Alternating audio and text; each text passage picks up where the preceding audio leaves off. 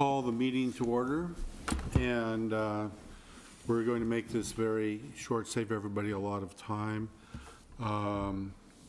Rick Givens, the planning consultant for the Redwood Landing hearing, is requesting a continuance, and so our meeting is going to consist of, I will read their letter, and then we are going to adjourn, and then the meeting for this will be on December 11th.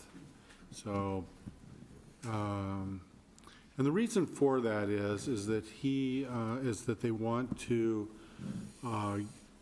talk to more of the neighbors, get more neighborhood input, and which makes sense to me considering the volume of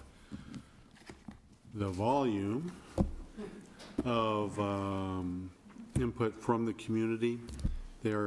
So they're going to be asking for more input from you folks. So I'm going to read the letter, and it'll go into the public record, and then we will adjourn. So it's written to Brian Brown, Planning Director. Dear Brian, we will be requesting a continuance at the Planning Commission meeting tonight. We need additional time to actively work with our property neighbors in designing our project to better align with their wants and with the North Redwood Master Plan. We propose that the meeting be continued until December 11th, 2017, in order to allow time to do additional site planning work regarding shadow plats for off-site properties. We are sending you this letter at this time so that you can send it out via email to any of the neighbors for whom you may have email addresses. We want to avoid the inconvenience to them of coming to the meeting unnecessarily. Assuming that the Planning Commission is amenable to our request for a continuance, we will not be making a presentation tonight because the site plan could change as we try to address the neighbors' concerns. Thank you for your assistance with this matter. Please let me know if you need any further from me. Sincerely, Rick Givens. So I don't think we need a motion or anything other than to adjourn. So be it. So we have another hearing as well. Pardon me? We have MLP 17-07 as well. Where are you looking at? Minor partition. Yeah, so maybe if you, it's rather than adjourning, just make a motion to Which would be December 11th. Yeah.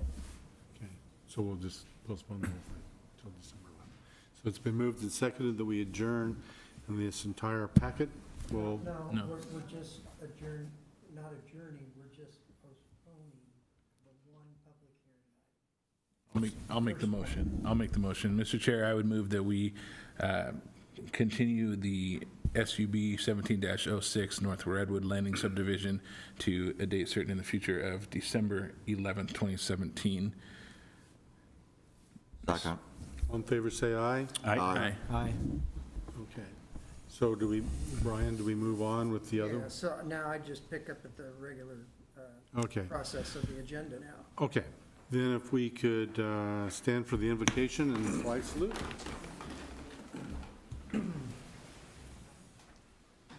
Lord bless this meeting and all of its participants that came to the meeting to voice their concerns. Bless the Planning Commission. Let everybody get home safely. Your name, amen. I pledge allegiance to the flag of the United States of America and to the republic for which it stands, one nation, under God, indivisible, with liberty and justice for all. Okay. Sorry about the confusion.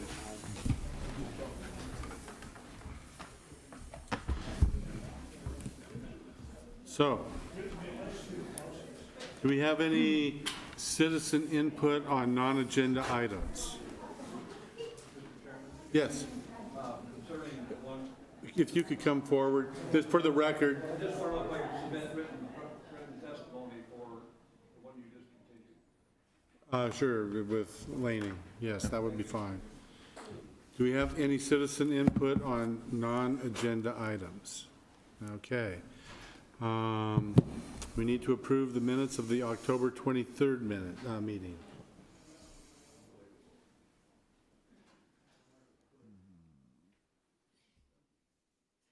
I have a motion to approve. I make a motion to approve the meeting minutes. I'll second. For October 23rd. Been moved and seconded to approve the meeting minutes for the October 23rd Planning Commission. All in favor, say aye. Aye. Opposed? Okay. Any new business? Brian? Okay. Then we will consider a minor land partition at 159 Northeast 10th Avenue, MLP 17-07, Will Snyder. And the matter presently before the hearing body requires a public hearing. All interested persons in attendance shall be heard on the matter. If you wish to testify on this matter, please be prepared to step forward to the microphone at the appropriate time. State your name, mailing address, and interest in the matter. For those people other than the applicant that are interested in testifying as either proponents or opponents, please sign in on the sheet or speak up when we call for testimony. For longer presentations, proponents and opponents may buy time from one another. In so doing, those either in favor or opposed may allocate their time to a spokesperson who will represent the entire group. You may be limited by time for your presentation. Generally, the applicant will have a total of 15 minutes to speak. The proponents will be given 5 minutes each, the opponents will be given 5 minutes each, and those thought to be neutral on the matter will be given 5 minutes each. The applicant will then have 10 minutes for rebuttal. All questions must be directed through the chair. Any evidence to be considered must be submitted to the hearing body for public access and to become a part of the record. All written testimony received both for and against prior to the hearing shall be summarized by staff and presented briefly to the hearing body during the staff report. Testimony and evidence must be directed toward the applicable review criteria contained as indicated in the staff report, the comprehensive plan, or the applicable land use regulations which the person believes to apply to the decision. Failure to raise an issue accompanied by statements or evidence sufficient to afford the decision maker and the parties an opportunity to respond to the issue may preclude appeal to the Land Use Board of Appeals based on that issue. Failure of the applicant to raise constitutional or other issues relating to proposed conditions of approval with sufficient specificity to allow the local government to respond to the issue may preclude an action for damages in circuit court. Everyone present is encouraged to testify, even if it is only to concur with previous testimony. At this time, I would ask that any member of the hearing body who has a conflict of interest to please indicate the nature and extent of the conflict and whether you intend to participate in or abstain from hearing the present matter. Mr. Chair, Mr. Snyder is a close personal friend of mine and a client, and I have interest in the approval of this, so I'm going to recuse myself tonight. Okay. Also, if any member of the hearing body has had any ex parte contact with anyone prior to this hearing, including a visit to the site, please declare the nature and extent of such contact at this time. Yeah, same thing. Yeah, okay. Okay. Does any member of the audience have any questions for any commissioner regarding conflict of interest or ex parte contact? Okay. I think four is That's a majority. Four is a quorum, yes. Yeah. The public hearing will be conducted as follows. First, we'll have the staff report, and then questions, if any, by the hearing body. Then the applicant, not more than 15 minutes. Proponents, not more than 5 minutes each. Opponents, not more than 5 minutes each. Persons that are neutral will have not more than 5 minutes each. And then rebuttal by the applicant, not more than 10 minutes. That time will close the public testimony.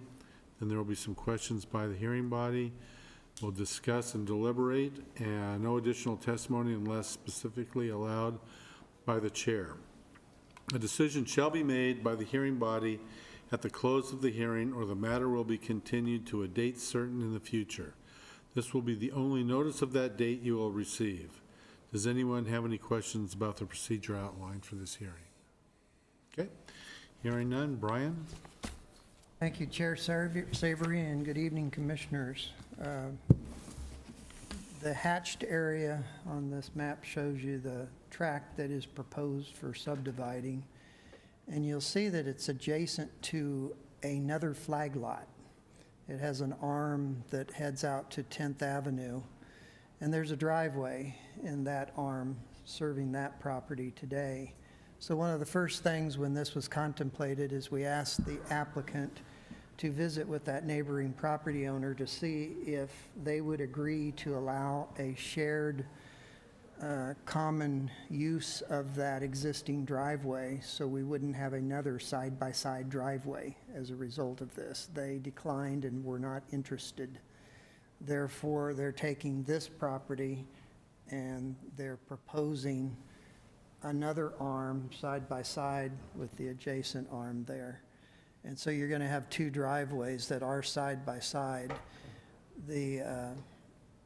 Our regulations changed in 2012, and they ask for a 10-foot separation between driveways on local streets.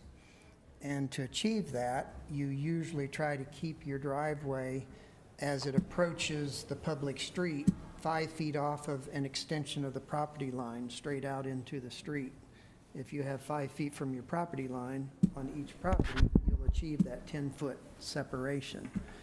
The adjacent driveway was built right on the property line, so we're not going to achieve the 10-foot separation, but this proposal has proposed to do what they can by being 5 foot away from the property boundary where the driveway will meet the street. And so that's as good as we can get in this particular case. If we don't provide that exception for the 10-foot separation requirement, this partition wouldn't be possible to do. And one of the reasons that people do partitions like this is because they have an oversized existing parcel, and for efficient utilization of our land within the community, they would like to do a flag lot minor partition, which will give access to the property that's in the back to the public street by making the flag lot arrangement. In this particular case, I don't know how closely you might have looked at the drawing, but we failed to get the revised drawing that was submitted by the applicant in the packet, in which they adjusted the property boundary between the two proposed lots, which is this boundary right here, so that it's actually about 19 feet away from this existing house, and that's to satisfy the 15-foot rear property setback requirement. This drawing doesn't, the first drawing submitted didn't represent that, but we do have a drawing that's does, I guess I can't see it from here, but this is the correct drawing. We've put in the slide program now, but I think the one in your packet says it's 14 feet, and it's But really, it's 19? it's really 19 feet Okay. separation. So that changes the square footage of the lots. They're both 7,000 some square feet in size. They started out with a 15,597 square foot lot, which is a very large lot. And so there is room for them to do that, and to do it with, because of the placement of the existing home, and meet the required setbacks around that existing home. Because of the distance of the arm, which is the distance from here to the street being less than 100 feet, they're only required a minimum 12-foot wide paved access. And so my understanding is that's approximately what they're planning to do on the driveway width. And that helps them keep the separation from this property line here, where there's another drive, by setting that back a little ways, the actual paved surface. So when it comes down here, they're angling it a little bit further so that it get the 5-foot separation as it connects to the public street. About the only other thing that was mentioned is that, and the only public input that I know of that we've received was from our city engineer, and the conditions that he mentioned, the most important is that a 6-foot wide sidewalk will be required to be constructed in front of the frontage of the existing tract, so the sidewalk, except for where this new driveway is coming, would be across this whole frontage here. And so that will be, even though you have an existing house, when you partition, the existing frontage is what needs the sidewalk. So that is a condition of approval, as indicated in the staff report. The conditions that the city engineer recommended are all part of the requirement. The other things that he mentioned are that the existing driveway needs to be removed and constructed to today's ADA standards, and a new driveway to Lot 2 would be constructed with ADA standards. And then we'd have sanitary and sewer will go up the access arm to serve the lot that's in the back for its future development for a single-family home. The other unique condition in our staff report talked about on number 1 is that parcel 2 in the back that's available for a new home is going to be subject to our residential infill standards. And to remind you, that's when you have a situation where you have 2 existing homes over 5 years old that are within 25 feet of a common property boundary of what you're creating, then it's an infill situation. And we try to protect those existing homes from the possibility of a 2-story house going where there's existing 1-story homes. So if that is indeed the case here, then he'll be subject to the infill standards that have the step-up height standard for the 2nd story of the home, so you don't end up with a 2-story wall 7 feet within the boundary of your existing 1-story home. Other than that, that's all of the other conditions that are in staff report are all standard conditions. Nothing really unique to this particular request. So any questions of me, I'd be happy to answer. Any questions? Brian? The new sidewalk, is it going to be curb tight? Yes, we specifically asked that question of the city engineer, and part of the issue is that the city has been working for over 15 years to secure easements along 10th Avenue from approximately Ivy, might be Locust, might be Ivy, all the way past the fairgrounds. Some of those efforts have been involved trying to form a CDBG grant project, but we've had difficulty in securing voluntary sidewalk easements from every property owner. And when doing that, it was a design that was going to have a curb-tight sidewalk all the way along. So yes, it's going to be curb-tight, and we hope that at some point in the future, if not a CDBG project, it will be a city-funded project. We'll be putting in the rest of the sidewalk. And if we still don't have 1 or 2 easements, we'll put the rest of the sidewalk in. And maybe that will put pressure on the final holdouts to see how ridiculous it is that they don't agree to a fair market value for an easement across their property so that we can finish the sidewalk. Any other questions? Do we have a proponent here that would like to speak in favor of this project? Okay. You can come forward, state your name and address. And you'll have approximately 15 minutes. My name is Will Snyder. I live at 626 Northwest Territorial Road. I'm here representing White River Homes, who is the applicant here. So our primary goal, this will be our third partition within a one-block radius of this property. We'll have built 4 infill homes within a one-block radius of this location. One of the owners of White River Homes, Snyder Construction, lives across the street from this property and knows the prior owners of the property very well. Our primary goal in buying the property from the prior owners is so that we can ensure that when it was partitioned, which it was going to be inevitably partitioned, that we could really have the neighborhood's influence in mind. So we're going to be building a one-level house. We're going to keep the lot. We're going to be building it. We are builders here in town. We live in town. I did not want to see another developer from outside of town to come in and buy this and build a 2-story house, which is going to be more economical.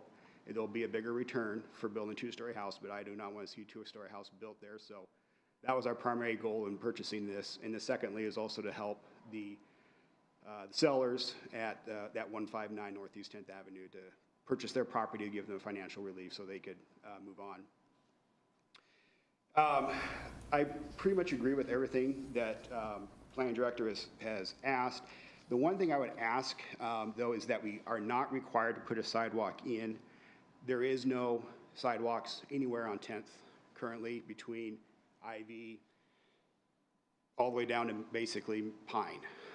So we will be spending probably between $5,000 and $6,000 to put in a sidewalk here that will go nowhere for who knows how long. I do know that the city has been planning for 15 years, as the director has said, trying to put sidewalks in. If and when that does come through, the cost to put that sidewalk in will be probably 50 cents on the dollar what it will cost me, because it will be a very large job.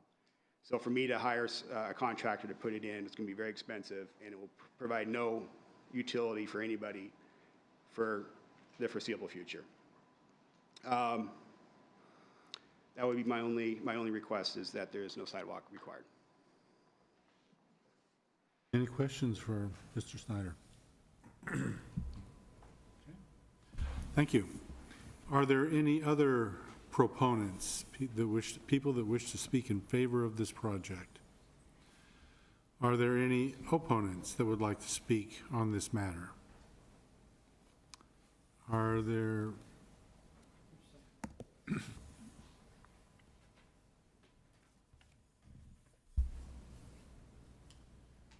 Okay, Mr. Cambia? Canberra. If you're up, you get to have your chance here. If you could just state your name and address, please, that would be great. My name is Bob Canberra, or Robert Canberra. My address is 1338 North Maple. And is that all you need? Yep. Okay. I want to pose I really want to speak in favor of the present Planning Commission's requirements to have a sidewalk. My wife and I both use 10th a lot as far as walking, and presently it presents a real hazard to, I think, any pedestrian that tries to walk in this city. The drivers are quite aggressive on 10th, and there are not the city hasn't globally provided sidewalks on some of our busy streets. They have done a terrific job on trying to implement sidewalks on a lot of their developments. I think the plan to put in sidewalks implementally, okay, gives a good message to 10th, all the residents on 10th, that this is something that's really needed in our community. And I think the Planning Commission's steady and consistent effort to require sidewalks whenever there's a change is a step in the right direction that this commission should continue to advocate for and reinforce. So thank you. Thank you. Are there any other opponents or people that are neutral, consider themselves neutral, and wish to speak on that? If you would step forward, state your name and address, and you have about 5 minutes. Yes, my name is Dan Smith, and I live at 187 Northeast 10th Avenue. I and my wife are the owners of the flag lot, the adjacent driveway that goes back through there. Neutral on the idea. I understand that its property owner wants to divide his line. That's fine within the requirements that the city puts forth. The things that I would like to speak to is maybe a few, Mr. Snyder has stated that he is intending to build a one-story house. I would like to maybe see that stipulated because, all the other homes in the area are one stories. Mine is a story and a half. Built it 25 years ago. If I had to do it over again, I'm not sure that I would. And at the time I built it, there was no other infills, and I was very far from neighboring structures when I built in the center of the block. There's one other requirement I would like to maybe get your consideration on. There is a large redwood tree in the southwest corner of the new parcel. And I don't think it would impact the placing of a structure on the parcel 2 and would like to see it protected. It is right up against a redwood that's on my side of the property. I'm afraid if one's cut down, it would harm the other one. And they're tall and been there for years. One thing that the planning director had mentioned was that my driveway was on the property line, and that's not quite correct. It is off of the property line, and it was placed there as a requirement and placed in a matter as a requirement of the building permit that I received at the time when I built. That we actually wanted to put in a narrower driveway, and we tried to appeal that and were denied. The other thing I would like to speak of is Mr. Snyder and his request not to put sidewalks through all the way across parcel 1 and the short driveway across parcel 2. I would speak in favor of that and encourage the Planning Commission to consider that as a variance for him.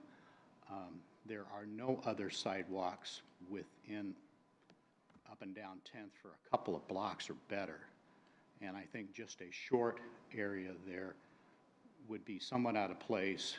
And, when I initially built, I had 3 feet on either side of my driveway, and the city was talking about putting in a drive, making sidewalks a requirement. My builder went to the city and pointed out how ridiculous it would look for a 3-foot section of sidewalks there. And at the time was granted the variance. And so I would speak in favor of that. I don't think it distracts from the neighborhood. 10th Avenue is a very wide street, very little parking, some parking, but very little considering it doesn't occur that much usually on the street there. And so there's a lot of separation between the vehicles and pedestrians that walk along the curb. So. Any questions? Okay, thank you very much. Thank you for your consideration. Are there any other neutral parties that would like to speak?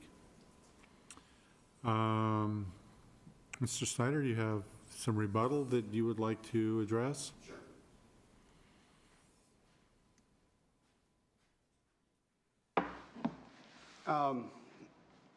To specifically address the concern for the redwood tree on the southwest corner, we haven't looked closely at that. Personally, I love trees. We've had to remove, in one of our partitions, we had to remove a tree because the tree was literally in the middle of the buildable area, but it is never our goal to remove a tree. So if the tree does not impact the development of the house, we will not move. The only reason why we would remove the tree would be because of development impact.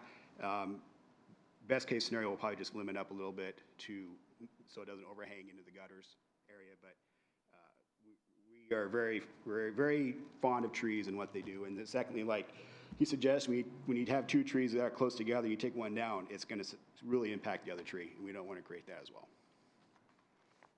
Any questions? Thank you. Okay, I guess that's it for testimony, so I'll close the public testimony portion of this. So any questions for I guess we're into discussion and deliberation. So what are your thoughts on this, Mr. Serlin?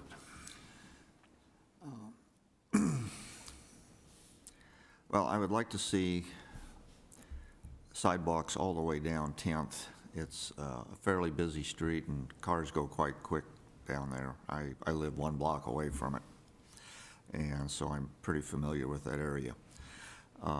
But it really doesn't make a lot of sense to just do one small section, although it does one of our requirements, city requirements, but it's not going to prove any value of who's going to use it for a few feet and then have to go back out in the street again when you're walking your dog.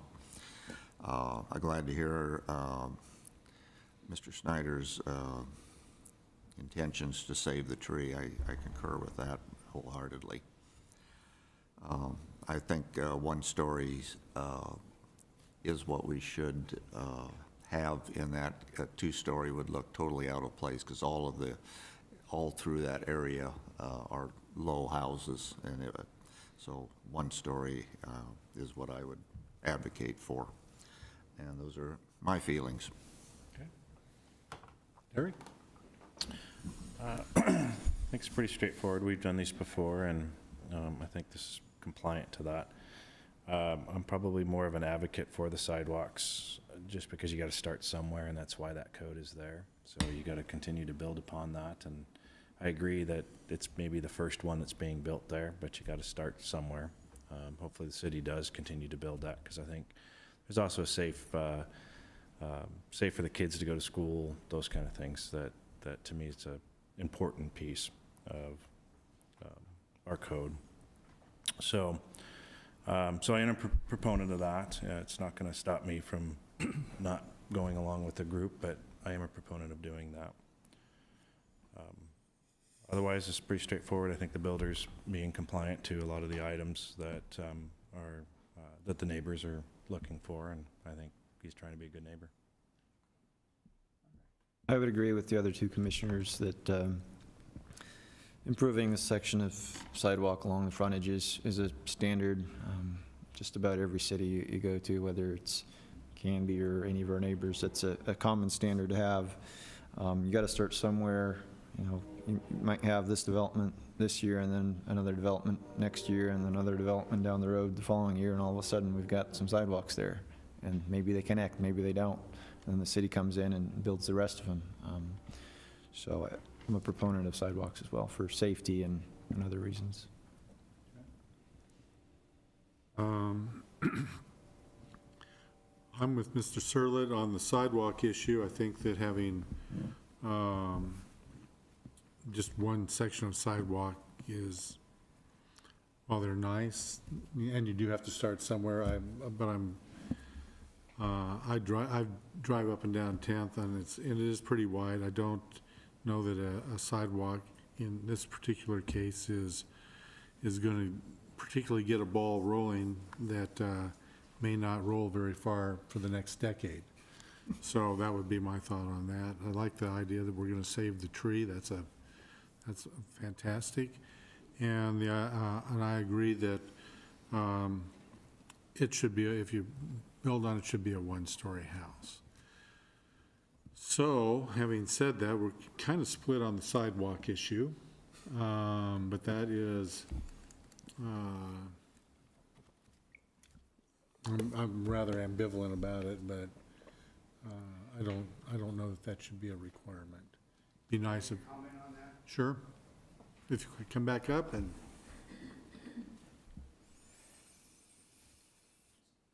So, yeah, as a resident of Canby, I love sidewalks too. The only reason I'm against sidewalks in this particular case is there will be no future development in this block ever unless zoning changes. There is no other lots big enough for future partitions, and I don't foresee zoning changing anytime soon. So that's why in this particular case, I feel that starting someplace is good. This is not the place, because there is going to be no future development ever, short of a zoning change. So there will be, in your mind, since there's no further development, there will be no systems development charges or fees to go along with that, to build sidewalks, is that correct? Well, there'll be no opportunity for the planning commission, for the Canby Building Department to require sidewalks. So let's say the neighbor to the west, the lot's not big enough for a partition. So and that was built, most of those houses were built in the 50s, early 60s. So there will be no way for other than the city putting sidewalks in those houses, there will be no other partitions or developments of property that would require a sidewalk to go in. So this sidewalk, if this sidewalk did go in, it would be the only sidewalk there until the city puts the sidewalks in on the rest of 10th, because there is no other future partitions capable in that block area. And do you want to address that? Yeah, so one of the things that staff was concerned about when the city engineer recommended the ordinance standard that you place a 6-foot sidewalk across the frontage of a partition is where should it be? And we were aware of our past efforts to try to secure easements, and apparently there must be some wider right-of-way in this section of 10th Avenue, whereas further east, it's a little bit narrower. And so we don't actually need to secure a 5-foot wide sidewalk easement from these properties. We can build the sidewalk within the existing right-of-way here. On the rest of the distance on eastward, we need to secure a 5-foot wide sidewalk easement. And that's what the city has been trying to do for 15 years before we could have a successful project. And we also needed some grant funding to help fund that. The city's now has the mindset that we're going to do it with our own money, but we don't have it prioritized exactly when that's going to happen at this point. I'm trying to think what else I was going to say about that. So our concern was we want to make sure when we do a small segment that since we think the rest of it will be a city project, that it will align when we do the city project. So that's what we were asking the city engineer is where should the placement be? And he felt that if it was curb tight, it would then align with the other sidewalk that the city would build in the future that we would secure by 5-foot easements on the private property, and it would be in alignment. At least that's what it appears. And so with that assurance, we said, okay, it's reasonable to go ahead and do it at this time. Although the Planning Commission in the past years have done it both ways. They've heard these two arguments many times before, and they have waived some of them, and some of them they have not, depending on the particular location, the need for it. Is it going to be torn out in the future, and the biggest argument I've heard in when they were waived is exactly what's being presented here, is that the only opportunity for finishing the sidewalk is a city project. And I would agree that that's true. That's not necessarily a reason to waive it, though, but it is a fact. Having said that, and that it's been going on for 15 years, I don't know that having a standalone sidewalk, thereby it's a little lonesome for the next 15 years, is going to. I would ask that my feeling is we should waive the 6-foot sidewalk requirement. Oh, okay. I'm sorry, I didn't see you there. I'd like to rebut. Okay, yeah, come forward, state your name and address. I know you've done it before, but, for the record, just in case new people walk in. My name is Robert Canberra. I live in 1338 North Maple. One of the basics that has prevented 10th to already have sidewalks was the lack of people willing to provide voluntary easements to that. This seems unbelievably inconsistent that somebody is going to be granted an exception to providing the sidewalk that we want in the first place. if everyone on that street had given the easements all that we had wanted as a city, it would be done. But it's not done because we keep making these exceptions based upon the fact that the project hasn't been completed. Well, it hasn't been completed because we can't get these things done. I mean, I believe the city has made a commitment to doing the right thing for a large portions of your city. If you look at what the work they've done on Ivy, on Grant, on Redwood, going all the way from 99 through to 13th, these are good examples of when the city puts together, they have sidewalks on both sides of their streets. In many of those streets, they have bike paths, they have parking on one side of the street that provides, a lot of movement and safety. The pedestrians and the citizens' right to move in the city has been guaranteed on those kinds of developments. This is another example of a street that needs it, that should be done. Every possible decision needs to be in support of that eventual plan. Thank you. One other comment I'd like to make. According to the tax lot map that was provided to us in the application here, it looks like the property 2 lots down on 10th going west appears to be bigger than this property, and then also the property directly south of this property is larger than the subject property. So it looks like there's at least 2 properties that are larger than the project that we're talking about that could potentially be developed or sub-partitioned. I'm not sure where the homes are situated, but just from looking at the tax lot map, it looks like they could be partitioned and frontage improvements would be made where sidewalk could be built. Somebody stated earlier, the homes that you're referring to, the lots are ranch-style homes, and they basically run parallel to 10th, pretty much borderline to borderline. I mean, they're not right on, but they're large enough. It's basically going to preclude building on those properties, short of tearing down the existing structures and redoing everything. So I don't see that that's going to be a player in the near future, short of rezoning and a lot of things changing. Chair, I got a question for Brian, if I could. Brian, is that something we can require of this to grant that easement so that it's not something the city has to fight for this spot? Well, for this property, we don't need the easement because there is enough right-of-way to construct the sidewalk within the right-of-way. That's my understanding. So when you go through and you get the other neighbor's voluntary contribution to this, you won't need that from this property owner, No. you just go in and build it. That's right. Yeah, so at a minimum, we would be arguing that we secure the necessary right-of-way or easement if we needed it, if you weren't going to make them build the sidewalk itself. But we don't need the easement, or we have enough right-of-way for the sidewalk here. Okay.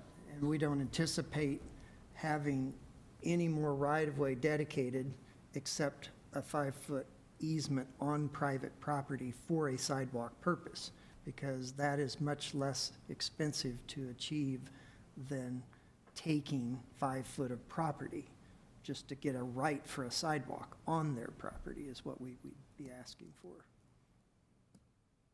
on Just the so- other properties. So I'm clear, so there's nothing. Not on this one. We have the right of way Okay. on this property. So they can't refuse in any way, shape, or No, form if the that ci- that's sidewalk right. can't be If the done? city wanted to do a sidewalk project that include this project, we have the right of way already secured for this property. Since I think that sidewalks are important, and when the city goes in to build sidewalks, it will be built on in front of this property in any event. Do I have that right, Brian? Our current plans include this property and all the way to Ivy and all the way east. And we may need to do it in 2 or 3 phases to get the whole thing done. But I'm pretty confident in a couple of years, at least phase 1 is going to be started. I don't know which end they're going to start from,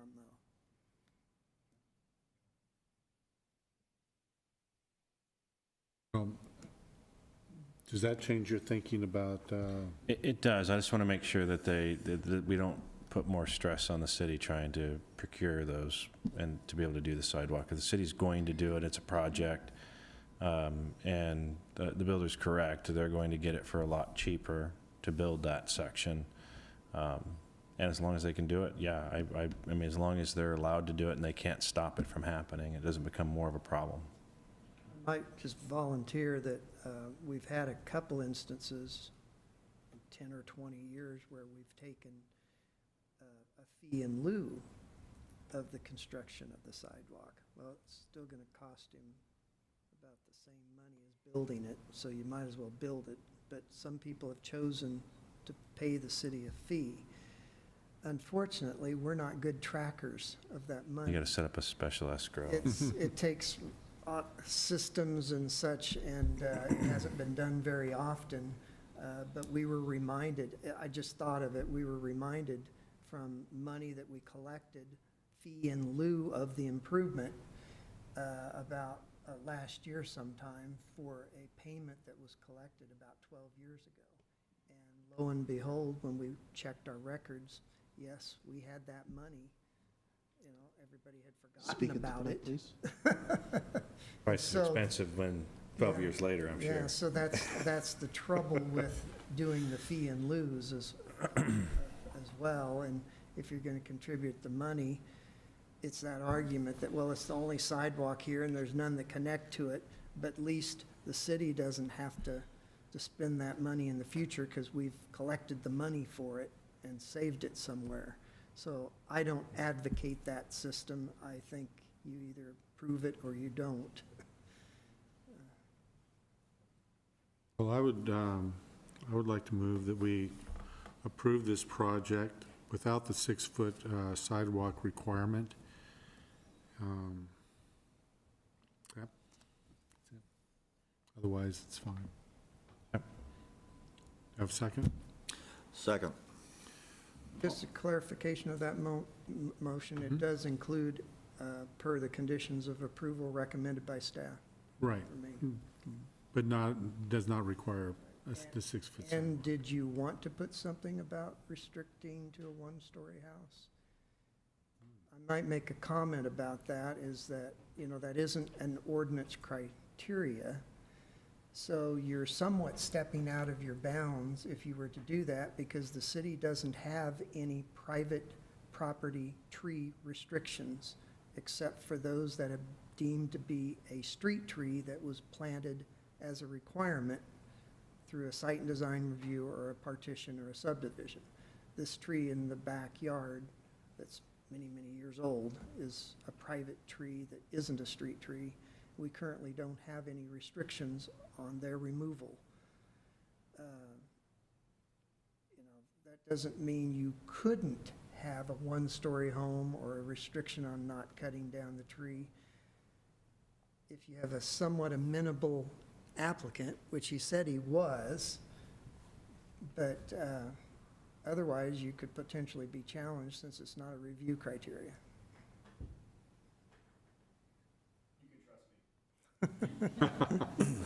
I'd It's like not to a add code that item. in, if possible. Okay. And I think I'd be able to support the project. So why don't you go ahead and make an amended proposal? I'd like to move that we, or motion that we approve the MLP 17-07 Will Snyder. MLP 17-07 Will Snyder, per the city's recommended conditions of approval, without a 6-foot sidewalk along the frontage, but also restricting the structure to be no more than 1 story in height, and preserving the existing tree in the southwest corner of the property. We have a second. Second. Any further discussion? All in favor, say aye. Aye. Opposed? There you go. Thank you. We will now, final decisions for SUB 17-05, the 7 acres Sprague subdivision. Yes, there, see if I can remember now, there was, in the preparation of this findings, I just thought I'd let you know, we have a provision in the city's subdivision regulations that indicate that when the, how's it worded? The prevailing, when a decision was made, the prevailing applicant, the one that was approved, I'm really, This is the one that we just yeah, did. so this was the 22 October lots? 23rd. Yeah, the 22 lot subdivision. On Maple? The provision says that when they're represented by an attorney, that the attorney has a right to review and assist in preparing the findings. So in this particular case, I prepared the findings, sent them off to the applicant's attorney, and he added and edited and to these. And during that edit, there was one question that came up as to, and we listened to the tape as well, as to what your intent was when you asked that we have a condition of approval that the rear yards along the farm property have a fence. There was a question, that was a given, but what we weren't quite certain is whether you meant to also include a fence along the logging road trail, because it was explained at the meeting that the applicant was considering voluntarily putting up a fence along the logging road trail. And it's currently written, I think, that it adds that as a condition as well. But And so the applicant is fine with that because they've added it into the findings that they will construct or have a fence constructed either by the individual property owners or themselves along the farm property and along the logging road trail. Is that, Katie, is that where we're at? Yeah, we would prefer not to have it, but Okay. if that's the intent, then. Okay, she wanted to make sure that she covered things well, and I wanted to bring it up because I wasn't sure that you guys had required the fence along the logging road trail. And so I just wanted to make that clarification. It's written as a requirement right now. We're not sure if that's what you did or not, or what your intent was. I think that was, from my point of view, that was the intent. Good fences make for good neighbors, and having that area not fenced along the walking trail, you're going to get dogs going into people's yards, and it just makes sense to fence it. that was my thought as well. Yes. Okay, we good? Did I answer that question? You good? Yes. Okay. So, final decision for SUB 17-05, the 7 acres Sprague subdivision. Move to approve. Mr. Chair, I'll move that we approve SUB 17-05, 7 acre Sprague subdivision, final findings. Do I have a second? I'll second. All in favor, say aye. Aye. Aye. Opposed? Okay. We'll move on to a final decision for MLP 17-07, Will Snyder. Mr. Chair, I recommend approval MLP 1707 for the applicant Will Snyder with the conditions that we spoke of earlier. Have a second? Second? All in favor, say aye. Aye. Opposed? Okay, and then we have delayed the hearing for SUB 17-06 North Redwood Landing subdivisions until December 11th. Okay, items of interest from you, Brian. All right, so we've got just a note on here that I wanted you to be aware of, that your decision that you made on the South Ivy subdivision, that was Alan Manuel's, was appealed. We've received an appeal statement, and if you have any interest in seeing that appeal statement, that will be presented to the city council on, Speak into the mic. I think it's December 6th is the hearing date with the city council that it'll be on. I just wanted you to be aware of that, because I'm not sure if all of you have been subject to having one of your decisions appealed or not, and if you want to follow that through its process at the city council. I think the only decision that we've had appealed to the city council was the subdivision over South of Fred Meyer. south of Fred Meyer, yeah, in the industrial district. So that, as far as I know, that's the only one. Yeah. Okay. Then the other item that's listed there is that we don't have any current items for the next regularly scheduled meeting for November 27th, so staff is suggesting that we cancel that meeting. And then we're going to have a very, very busy one on December 11th. Thank you, Brian. Any items of interest or guidance from us to staff? I will entertain a motion to adjourn. Chair, I motion to adjourn. All in favor, say aye. Aye. We're adjourned.